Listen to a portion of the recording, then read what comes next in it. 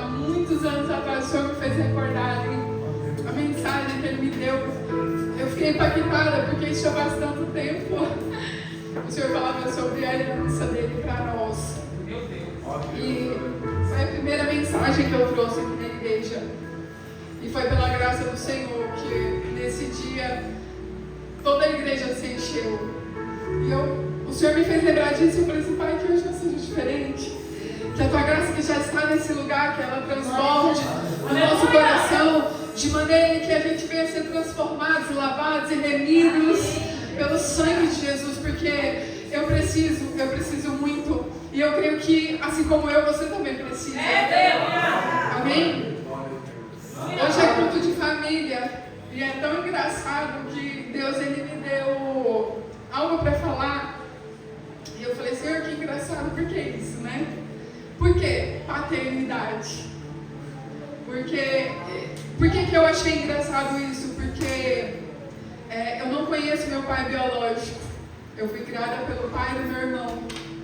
E eu tenho o costume, sempre que o Senhor ele me dá uma mensagem, eu sinto que é necessário eu viver algo para eu poder ter autoridade para falar daquilo. Só que hoje, quando eu vinha, meu esposo falou assim, quem vai pregar? Eu falei assim, eu espero muito bem que seja o Senhor. Porque paternidade é um assunto muito envolvente, muito forte. E tem que ser mesmo o Senhor falar nesse sentido. Amém?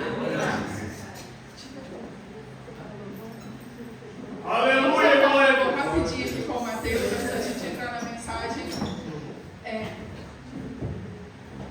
Glória a Deus. Obrigada.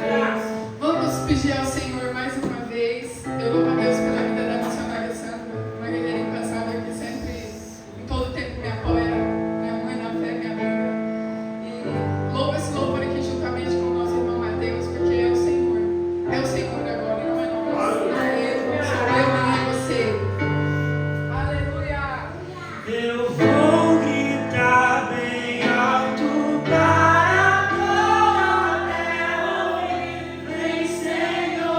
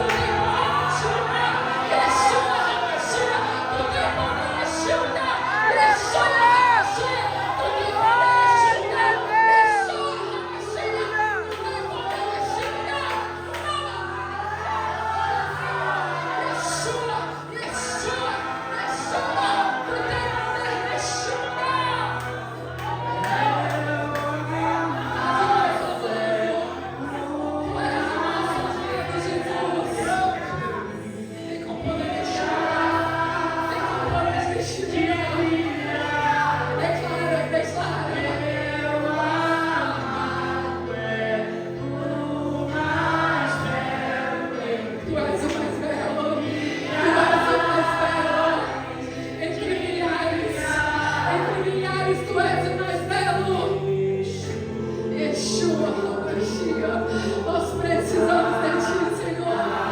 Toca na Tua casa, toca na Tua igreja, abre as portas deste lugar, quebra as grilhões, Deus, quebra os grilhões, Jesus. Tu és poderoso para fazer muito mais além daquilo que nós pedimos. Vem, Jesus.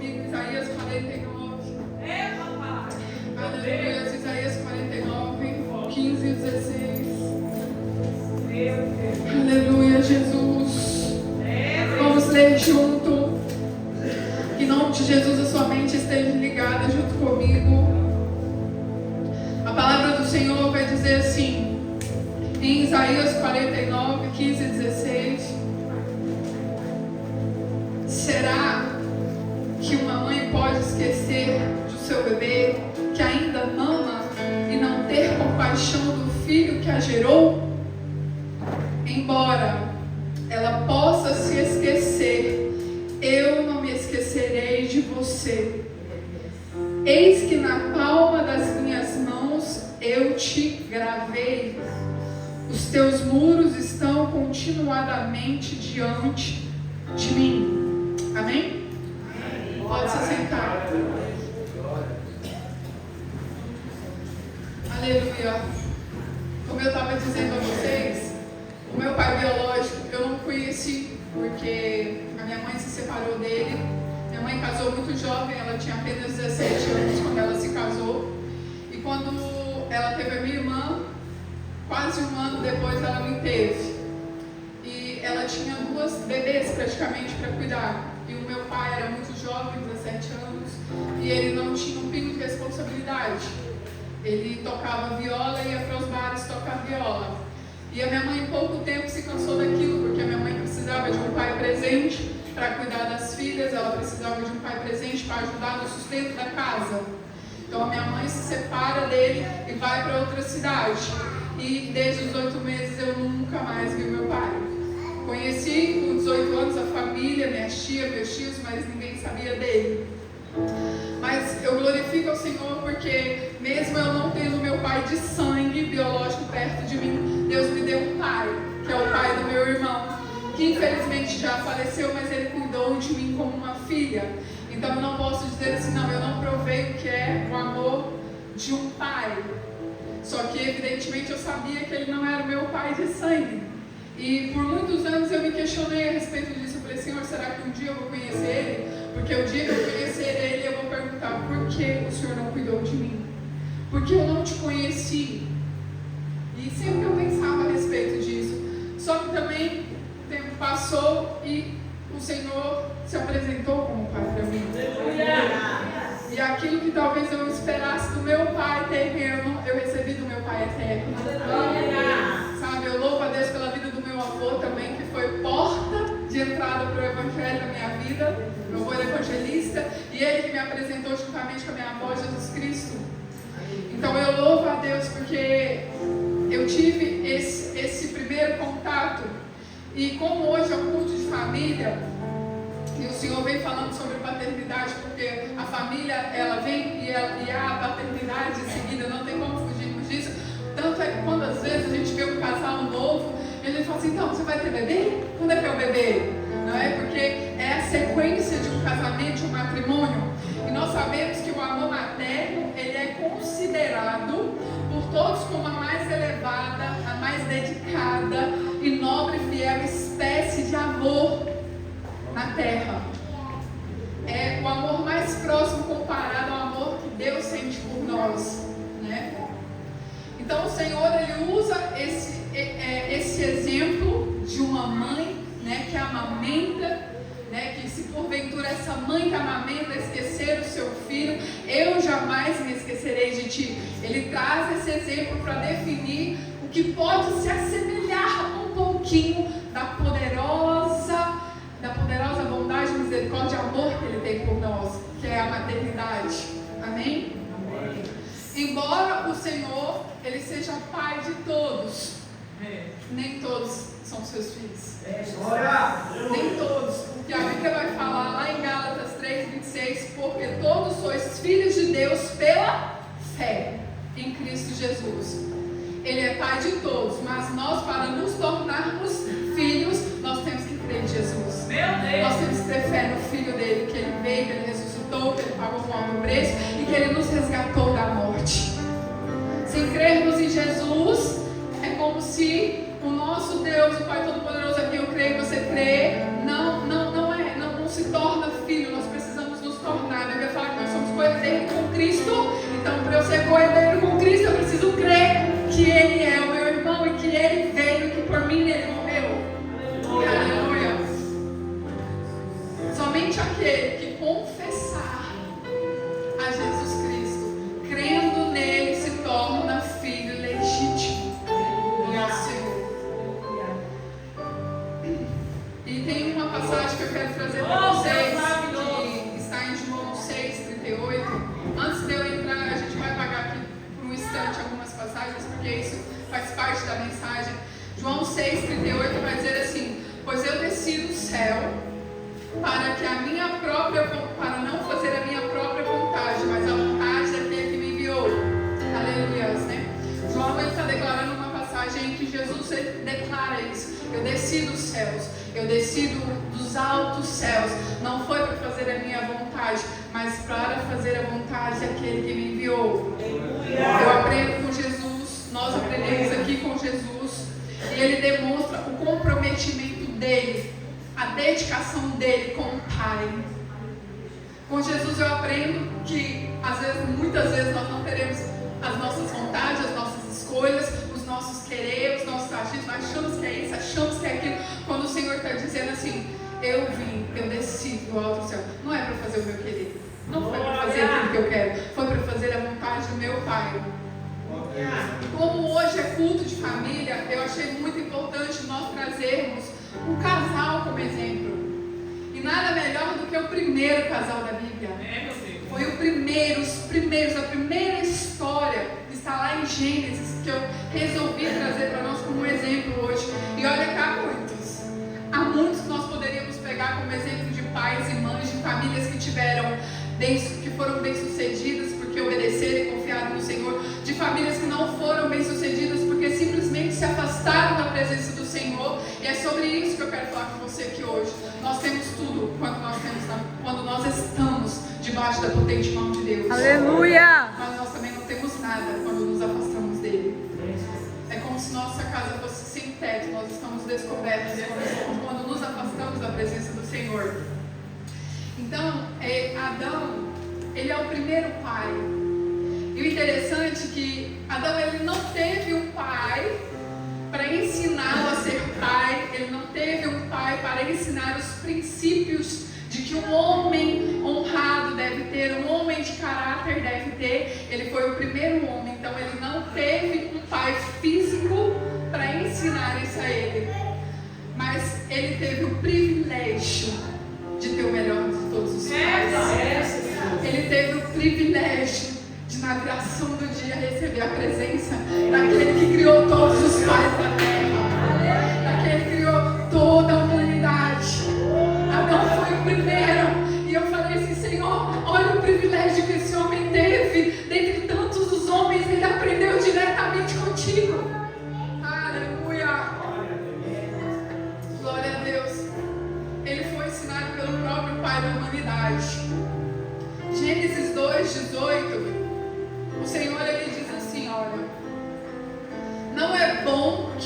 homem ele esteja só, farei uma ajudadora adequada para ele, porque tudo que Deus faz é bom.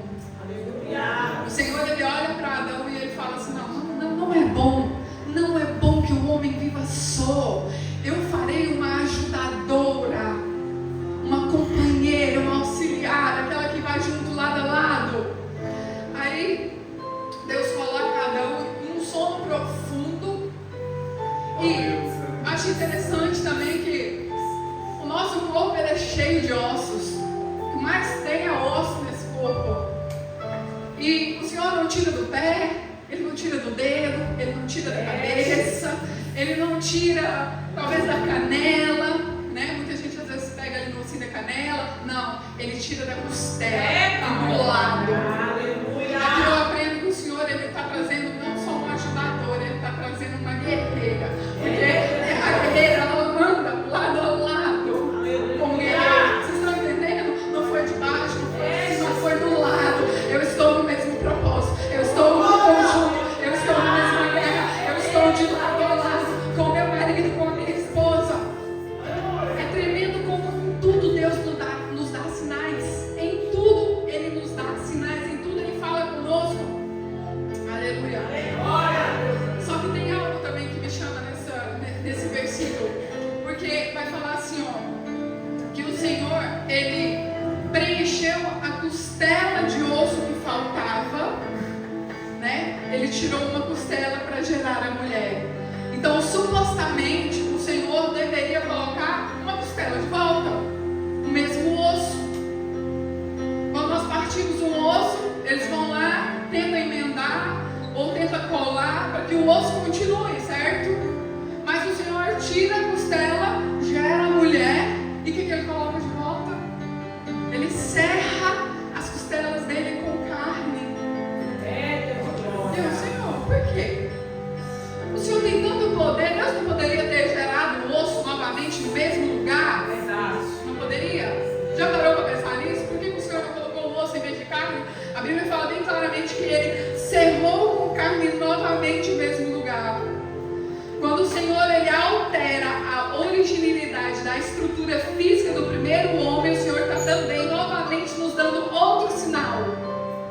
Pensa comigo.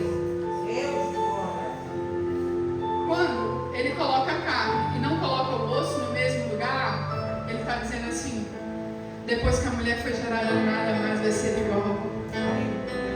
Depois que a mulher foi gerada, nada mais será como antes. Você não vai ter mais um osso aqui. Você vai ter, Adão, o Senhor está falando para Adão assim: Adão, eu te tiro o osso duro, mas te preenche novamente com algo macio, algo novo. Parece mole, parece que não tem estrutura, porque é carne.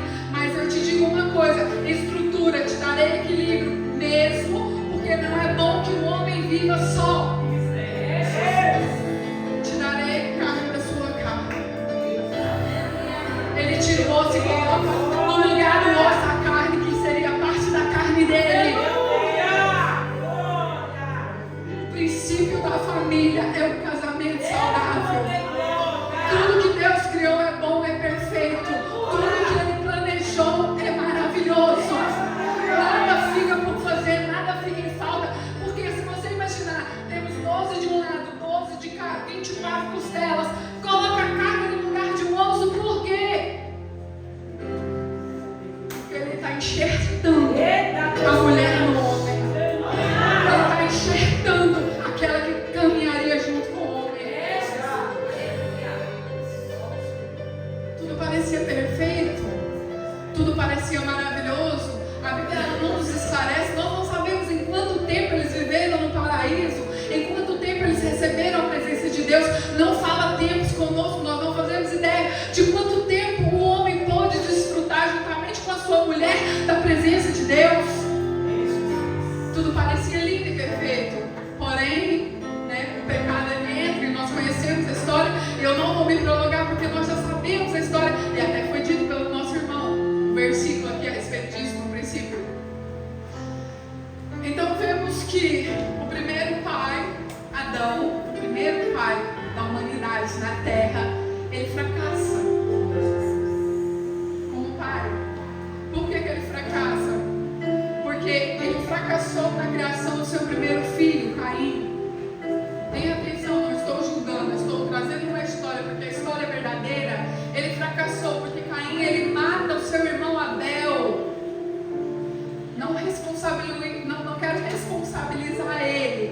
Mas eles, de certeza, quem é o pai aqui que tem um filho que mata alguém não se sentiria fracassado? Eu ensinei tanto, eu falei tanto, como meu filho foi dar lugar, como meu filho teve a capacidade de matar o próprio irmão. Como pai, nós sentiríamos fracassados. E eu vejo ele aqui como o maior exemplo de que temos de uma família desestruturada como uma tragédia. A história de Adão e Eva retrata exatamente isso. Uma família que foi desestruturada por causa de uma tragédia que ocorreu no próprio sangue. Amém? Amém.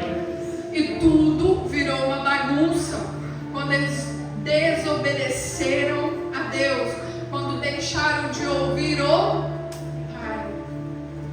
Quando eles deixaram de ouvir o Pai, aquela primeira família que teria talvez um futuro maravilhoso, uma vida eterna na presença do Senhor, foi quebrada, foi desfeita e o mal entrou. E até os dias de hoje nós lutamos contra esse mal, porque o inimigo ele vem para matar, roubar e destruir. Ele não quer ver uma família estruturada, ele quer causar tragédias no nosso meio, ele quer causar muito mal para os nossos filhos, ele quer causar mal para as nossas alianças, ele quer desestruturar toda a família da terra. Aí, depois que virou essa bagunça em Deus, ele vai até o jardim, ele entra na presença deles e eles querem se auto-justificar. Nós vemos que o homem, ele põe a culpa na mulher, a mulher põe a culpa na cobra, e uns vão culpando uns aos outros e ninguém toma só parte da culpa nisso. E é o que nós fazemos ainda hoje. Muitas vezes nós somos filhos de Deus, nós erramos, nós pecamos, nós transgredimos e nós não queremos dar parte da nossa culpa a respeito disso. A verdade é que nós culpamos sempre uns aos outros, né? E ninguém se responsabiliza. Mas eu quero te mostrar algo interessante, que eles foram portas para o mal, verdade? Adão e Eva não foi porta para que o mal entrasse? Sim. Verdade, estamos de acordo? Vem comigo. Mas o que me chama mais atenção e o Senhor me mostrou sobre isso é que eles foram porta para o mal entrar, mas eles também foram portas que abriram a misericórdia e o favor de Deus novamente em nós. Mas você fala assim, Marlene, me prova isso na Bíblia. Sabe por que eu não preciso te provar isso? Porque eu te digo, não é preciso estar escrito, eles foram intercessores. Hoje eu vi da parte do Senhor que Adão e Eva, eles foram intercessores. Eles que abriram a oração com o Senhor. A oração surgiu destes dois casais, porque a ligação foi cortada e eles precisavam desesperadamente achar uma maneira para voltar a falar com Deus. A Bíblia não fala a respeito disso no princípio, mas eu te digo com toda a convicção, porque aquele que anda com Deus, aquele que vai na viração, recebe a presença de Deus, não consegue mais ficar sem ela. Aquele que verdadeiramente andou lado a lado com a presença de Deus, sentiu o poder e a misericórdia dele, viveu os milagres dele, aquele que foi provido financeiramente por causa da bondade dele, não tem como não clamar, não tem como não estar na presença dele. Você consegue imaginar? Você recebe a presença do Senhor todos os dias. De repente o mal vem e isso corta, isso é punido, isso é acabado. Olha o desespero deles. Eu me coloco no lugar. Eu me coloco no lugar que eu fico imaginando, Senhor, imagina o privilégio de você ter Deus o tempo todo. Ele vivia no corpo espiritual dele, gente. Ele tinha carne, ele tinha ossos, mas ele vivia ligado o tempo todo no corpo espiritual. Deus tinha acesso de cima para baixo, de baixo para cima, o tempo todo. Isso é cortado. Daí eu sei que começou a oração, daí eu sei que começou a intercessão, daí eu sei que começou o clamor, daí eu vejo um casal desesperado. Eu preciso te ouvir outra vez, eu preciso novamente estar na tua presença, eu preciso novamente andar lado a lado contigo, porque sem ti eu não vivo, sem ti eu não vou suportar os enganos dessa terra, sem ti eu não vou suportar a dor do pai.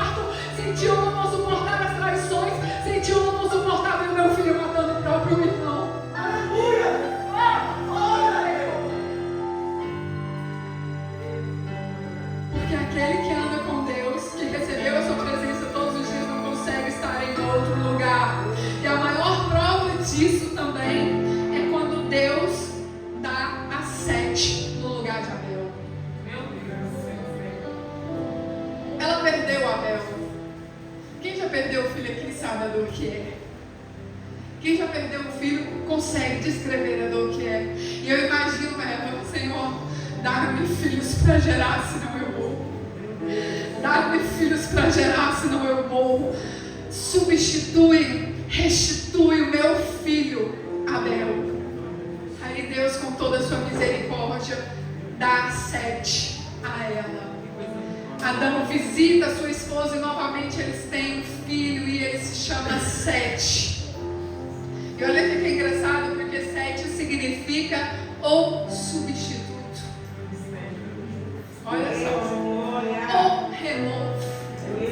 Olha o significado do filho deles. Deus, ele está dizendo assim, com este filho para este casal. Sabe o que Deus está dizendo para eles? É assim: pode matar aquilo que você mais ama nessa terra. Podem te tirar toda a glória, podem te tirar toda a finança, pode tirar tudo aquilo que você mais dá como perfeito, mas eu sempre vou trazer um substituto. Eu sempre vou trazer um substituto. E atenção, que não é qualquer substituto. Sabe quando alguém que vai substituir você no trabalho, por exemplo? Vou dar um exemplo. Você fala, daí vem o substituto. Aí o patrão está super irritado porque o substituto faz metade do que você fazia. E aí ele fica todo irritado por isso. Ah, substituto fraquinho. Aqui eu vejo que o substituto de Abel, o Sete, não era qualquer substituto. Sete, entenda isso. Sete viria no lugar representando a linhagem de um Salvador. Que um dia o homem que gerou morte traria um homem que geraria vida outra vez. Sete. Aqui eu aprendo que eles clamaram. Aqui eu aprendo que mesmo errando, eles não desistiram da presença do Senhor. E eles cercavam a família deles. Eles cercavam em oração aqueles que eram queridos por eles. As famílias estão padecendo. As famílias estão padecendo porque a igreja está ficando fraca. A igreja está ficando fraca. Eu tenho 3 filhos e eu me entristeço quando eu vou chamá-los para a minha igreja. Eles não querem vir porque o tempo que eu pude eu trouxe.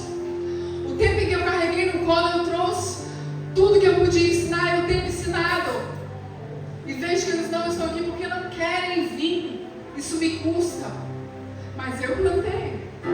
Eu sei que eu plantei. No tempo de Deus eles virão. Eu plantei. Se nós não plantarmos nos nossos filhos a Jesus Cristo de Nazaré e Yeshua HaMashiach, não há futuro que eles suportem neste mundo. Porque o mundo já está maligno. Está tudo torcido. Todos os valores. Isso está uma bagunça, como já esteve no tempo de Noé. Noé foi sim um pai, um grande exemplo como pai. Cercou a tua família, obedeceu a Deus, fez o que o Senhor mandou e salvou eles.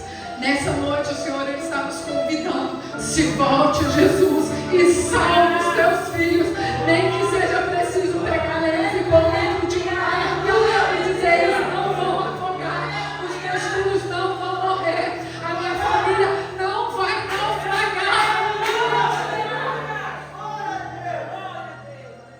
O Senhor me falava sobre o poder da palavra.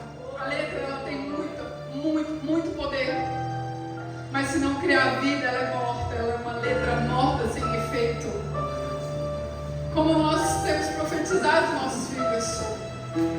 Como nós temos profetizado sobre os nossos povos, sobre as nossas mulheres. Tu és sim, tu serás sim aquilo que Deus quer que você seja. Na terça-feira eu falei com as mulheres, nós temos uma identidade. Todos nós temos uma identidade no mundo espiritual. E eu até dei um exemplo. Você vai ali no tribunal, você paga pelo BI e você simplesmente deixa ele lá, não vai buscar. Jesus pagou pelo teu BI. Jesus pagou pela tua identidade. Vai largar lá por quê? Vai deixar a tua identidade lá porque você tem uma identidade em Deus. E Ele te chama. Toma posse dessa identidade. Salva a tua família. Um homem entrou ao pecado, no outro entrou a vida. E esse outro entrou a vida para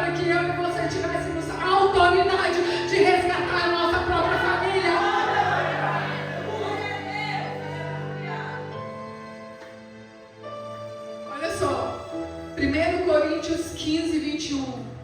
Porque assim como a morte veio por meio de um homem, da mesma forma, por um homem veio a ressurreição dos mortos.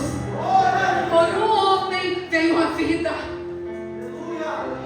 Famílias inteiras mortas. Parece brincadeira, mas o que nós recebemos de chamada de pessoas gritando socorro, porque o inimigo está entrando, ele está saqueando as casas, ele está saqueando a alegria, ele está saqueando o amor entre os casais, ele está fazendo uma bagunça, e nós, como conhecedores, muitas vezes não sabemos nem salvar a nossa própria casa, não sabemos como socorrer as pessoas que estão gritando ao nosso lado, porque não estamos no mesmo propósito, não estamos na mesma visão. Muitas vezes conhecemos a letra, mas não praticamos a letra. Conhecemos de Gênesis, Apocalipse, mas não geramos vida nela. A família é algo precioso. A instituição mais linda que Deus fez na terra. Glória a Deus.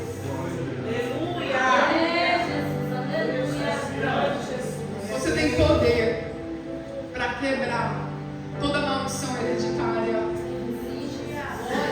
A minha mãe teve 3 maridos e nenhum ela tem hoje. Eu quebrei isso. O episódio do Senhor tem 19 anos que eu sou casada. Sabe, maldição hereditária para aquele que conhece Jesus Cristo não tem poder de pegar. Essa semana eu ouvi uma história e eu fiquei muito triste porque uma mulher pode criar, ou um homem pode criar nos seus filhos traumas imensos, a ponto da pessoa querer sair de casa porque não suporta viver com a mãe, não suporta viver com o pai. Simplesmente porque muitas vezes prefere mais corrigir do que dizer: meu filho, você está errado, mas mesmo assim eu te amo. Quantos de nós aqui, se nós formos pôr, se eu sentar com você, você sentar comigo e for contar uma história, quantas histórias eu já ouvi de criação, histórias que causaram dores na alma, histórias que deixaram marcas, sequelas em todos nós. Só que a boa nova é que Ele veio. Ele veio para curar todo mundo. Ele veio para restituir. Ele veio para tirar todo o pó que está debaixo do tapete. Ele veio para refazer tudo de novo. E Ele faz, e Ele refaz. E Ele tem poder. Ele tem todo o domínio. Ele tem todo o poder. Ele tem todo o domínio de escrever uma nova história e você dizer: Satanás, é daqui para trás. Eu não sou o que você tem para mim. Eu sou o que Deus tem para mim. Muitos não foram criados nos costumes evangélicos. Muitos nem têm noção. Muitos não conhecem a palavra. Muitos tiveram uma infância traumática. Mas hoje nós estamos aqui, nós temos a oportunidade de conhecer o poder de Cristo. E quando esse poder ele nos envolve, quando ele nos toca, não tem como resistir. Aleluia! E a nossa vontade é passar para quem está do nosso lado. A nossa vontade é falar com os nossos filhos. A nossa vontade é falar para a nossa família: meu Deus, Jesus, Ele me curou. Jesus, Ele me ama. Jesus, Ele me transformou. Eu era egoísta, eu era orgulhosa, eu era má, eu era ruim. Ele me pegou num vaso de lodo, de charco, e me transformou num novo ser. E eu estou sendo transformado de dia para dia. E Ele vai concluir a boa obra até os finais dos tempos. Nesse culto de família, eu convido você a cercar sua família, a se posicionar. Porque Jesus, Ele veio sim. A parte que Ele tinha que fazer, Ele já fez e Ele continua fazendo por nós. Mas aquilo que é meu e seu dever de fazer, Ele não vai fazer. A parte que Jesus tinha que fazer, o véu se rasgou para nos dar a autoridade necessária para resgatar. Aí você fala assim, mas já passou tanto tempo, será que eu ainda vou a tempo de resgatar aquilo que eu não vivi em Cristo? Enquanto houver fôlego de vida, há esperança. Enquanto houver fôlego de vida e você disser assim, ó, Jesus, eu não te amo ainda. Eu ouço falar de ti. A minha oração para os meus filhos é assim, Senhor, dá experiências para ele, porque no momento eles estão conhecendo o Deus da mãe deles, o Deus do pai deles. Eles ainda não te conhecem, então eu te peço, toca neles. Eu não vejo um casamento dar certo fora da presença do Senhor. Eu não vejo um filho. Nós temos lutas, é verdade, nós passamos afrontas, é verdade, mas aquele que planta a semente, um dia ele acaba voltando. Agora aqueles que não têm conhecimento nenhum dessa semente, se não for misericórdia de Deus, como virá? Nós temos recebido esse maná que vem dos céus o tempo todo, mas para que haja mudança em nosso meio, para que haja transformação. O Senhor ele tem batido muito na tecla comigo. Não adianta a gente conhecer a letra sem praticar a letra. E eu preciso viver essa letra. Eu preciso ser transformada por essa letra.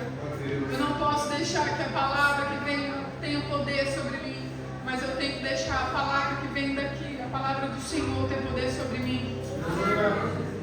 Para finalizar, eu quero que vocês venham ler comigo lá em 1 Coríntios 15, 45. Vamos começar a ler daqui. Para finalizar, o Senhor me deu esse capítulo em 1 Coríntios 15. Se você achou, vem comigo. Vai dizer assim: assim também está escrito: o primeiro homem, Adão, foi feito alma vivente. O último Adão, espírito vivificante. O primeiro homem foi feito alma vivente. O último Adão, espírito vivificante. Daí vai dizer: mas não veio primeiro o espiritual, senão o natural, e depois o espiritual. O primeiro homem da terra é terreno. O segundo homem é o Senhor dos céus. Porque tudo que Deus faz é bom. Qual terreno? Tais são as coisas terrestres. E qual o celestial? Tais também os celestiais. Assim como trouxe a imagem que somos nós do terreno, nós somos a imagem desse terreno. Amém? Assim traremos também a imagem do que é celestial. Nós temos a imagem terrena, mas através de nós a imagem celestial pode alcançar. A imagem celestial pode alcançar. Através dessa imagem terrena, a imagem celestial pode se fazer presente e alcançar. E agora, dito isto, irmãos, que a carne e o sangue não podem herdar o reino de Deus, nem a corrupção herdar a incorrupção. Essa carne, esse osso, ele não vai herdar o reino de Deus, vai ficar. E nem aquilo que é corrupção vai herdar a incorrupção. Aquilo que é corruptível vai ficar. É isso que ele está dizendo a nós. Aí aqui vai dizer no 51: eis aqui que vos digo um mistério. Pega bem. Na verdade, nem todos dormiremos, mas todos seremos transformados. Aquele que crê, aquele que declara, aquele que assume a Cristo, mesmo que não morra, será transformado num grande dia. No dia em que Jesus Cristo vier, nós seremos transformados num corpo de glória. ele não se abala, ele não é corruptível, ele é santo, santo, santo. Você tem que desejar esse corpo de glória. Aleluia! Senão a caminhada ela é morta. Você vai correr na praia. Se esse corpo de glória não for manifestado no final, na vinda de Jesus, no momento, num abrir e fechar de olhos, antes da última trombeta, porque a trombeta soará e os mortos ressuscitarão incorruptíveis e nós seremos transformados. É num piscar. Você consegue imaginar isso? Que num piscar de olhos tudo irá acontecer? Consegue imaginar quantos nós piscamos 300.000 vezes no dia? Num piscar de olhos nós seremos transformados nesse corpo, em um corpo de glória. Eu vou passar aqui à frente, porque eu quero ler aqui, ó. E quando isto que é corruptível, o nosso corpo que se corrompe, se revestir da incorruptibilidade, quando nós nos revestirmos de um corpo de glória, quando isso acontecer, isso que é mortal se revestir da imortalidade. Quando o nosso corpo mortal, esse corpo de carne que adoece, que apodrece, que é falho, que é transgressor, quando este corpo for vestido da incorruptibilidade e se vestir da imortalidade, então cumprir-se-á a palavra que está escrito. Oh, glória! Eu amo essa passagem. Tragada foi a morte na vitória. Tragada foi a morte na vitória.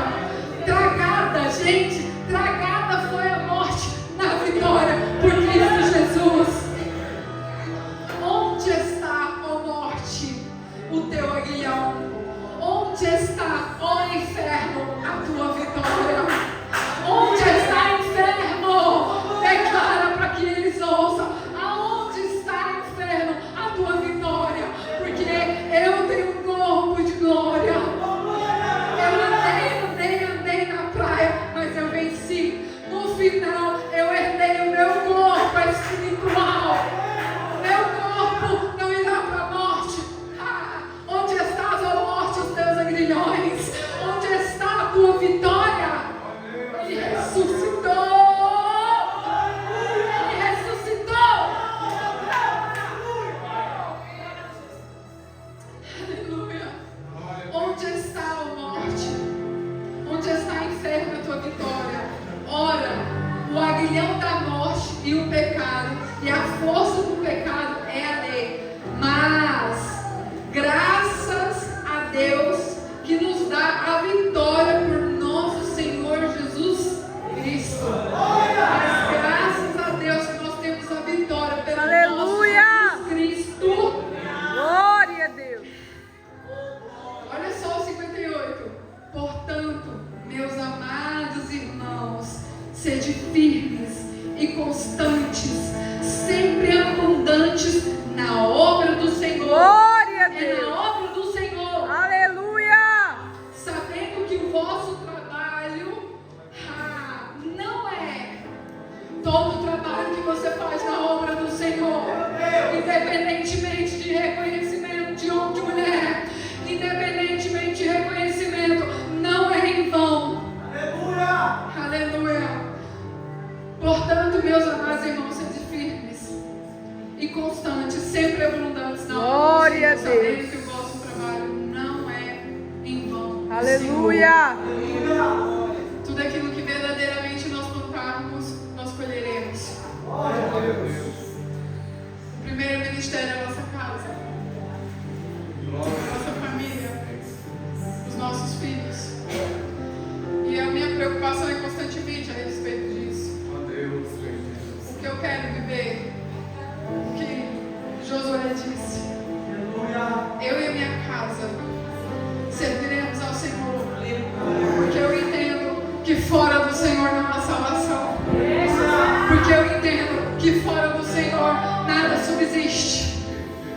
que fora do Senhor eu não vestirei um corpo de mortalidade. Que fora do Senhor eu não terei um corpo de glória.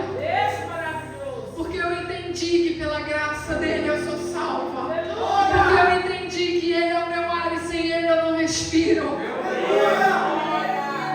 Se chegai-vos a mim e eu me chegarei a vós.